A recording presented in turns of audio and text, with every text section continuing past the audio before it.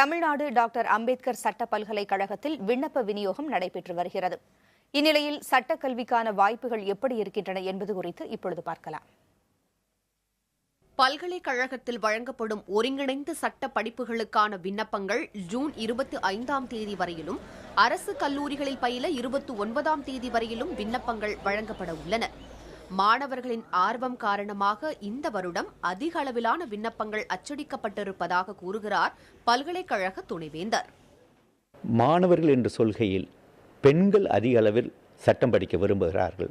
அவர்களுடைய பார்வையில் சட்டக்கல்வி மட்டுமே அவர்களை பாதுகாக்க முடியும் என்றும், சட்டக்கல்வி மட்டுமே அவர்களையும் அவருடைய சொத்தையும் குடும்பத்தையும் காக்க முடியும் என்று கருதுகின்ற காரணத்தினால் ஆண்களை காட்டிலும் பெண் மாணவர்கள் அதிக அளவில் விருப்பப்பட்டு படிக்கின்றார்கள்.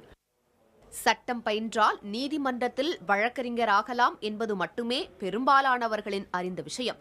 ஆனால் அதனையும் தாண்டி பெரும் நிறுவனங்களில் சட்ட ஆலோசகர், வெளிநாடுகளில் பணி வாய்ப்பு என சட்ட படிப்புகளுக்கான வேலைவாய்ப்பு வட்டம் விரிவடைந்திருப்பதாக கூறப்படுகிறது.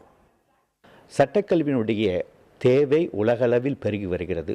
மேலை நாடுகளில் ஆங்கிலம் மொழி கற்றிருந்தவர்கள், ஆங்கில சட்ட அறிவை பெற்றிருக்கக்கூடியவர்கள் உலகமெல்லாம் அவர்களுடைய காலடியில் இருக்கிறது என்ற அந்த அடிப்படையில் எங்கு சென்றாலும் வாழ்க்கை செம்மையாகவும் சிறப்பாக நடத்த முடியும் என்று கருதுகின்ற காரணத்தினால் மாணவர்கள் அதிக அளவில் சட்டம் படிக்க விரும்புகிறார்கள். சட்டம் படிக்கிறனால நிறைய இடத்துல உங்களால் சொல்ல முடியும். இந்தியன் அரசோட அமைப்பெலாம் நம்மளுக்கு தெரிஞ்சுக்கலாம். அது நிறையா இதுலேயும் உங்களுக்கு ஸ்கோப்லாம் நிறையா இருக்குது. அதனால சட்டம் படிக்கிறது வீண் போகாது. சட்ட படிப்புகளுக்கான வயது வரம்பில் இந்த ஆண்டு முதல் மாற்றம் கொண்டு வரப்பட்டிருக்கிறது. எனவே வேலைவாய்ப்பு மட்டுமின்றி அதிகரிக்கப்பட்டுள்ள வயது வரம்பின் காரணமாகவும் அதிக விண்ணப்பங்கள் வரலாம் என எதிர்பார்க்கப்படுகிறது. சமுதாயத்தின் பலதரப்பட்ட மாணவர்களும் சட்டம் பயில ஆர்வம் காட்டி வருகின்றனர்.